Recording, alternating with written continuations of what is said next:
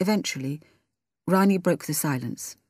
"And these creatures," she asked, "what do they do exactly?" "Do?" I asked. "They don't do anything, not as such. They just watch us, study us. Then they become us." My eyes were fixed on Rani the entire time, watching her like a hawk. "They steal people's personalities," I went on. "Every minute detail.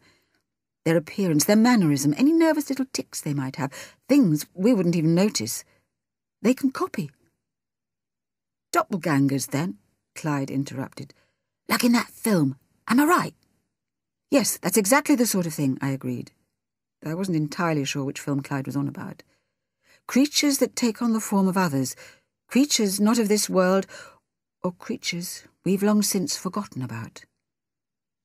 I slipped into a theatrical whisper to round the story off.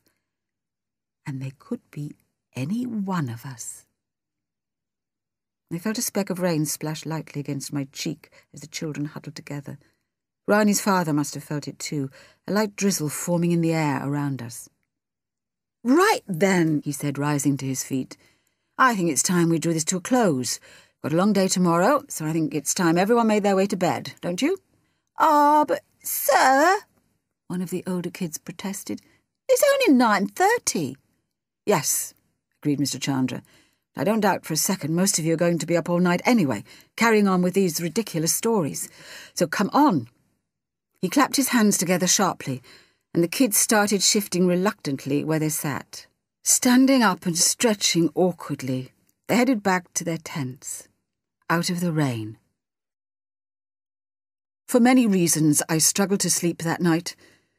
Perhaps it was the ill-fitting sleeping bag, or the lumpy ground digging in beneath me. Maybe it was the strangeness of all the sounds around me, the sounds of nature I'd forgotten even existed, muffled by the storm that raged outside. Maybe not. The rain grew heavier, beating down across the outer layers of my tent. The ground squelched beneath me as I tossed and turned.